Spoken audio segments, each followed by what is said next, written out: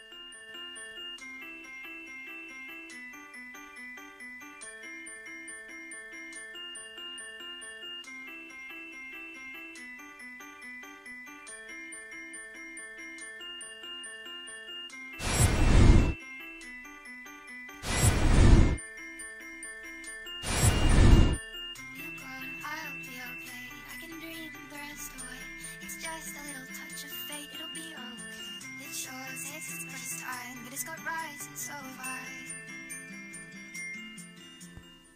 I turn my head to the sky, focus one thought at a time. I do not let the little things under my tongue, but I'm asleep. It couldn't be a longer time. I feel like I am walking blind. I know right time. There are no left to decide.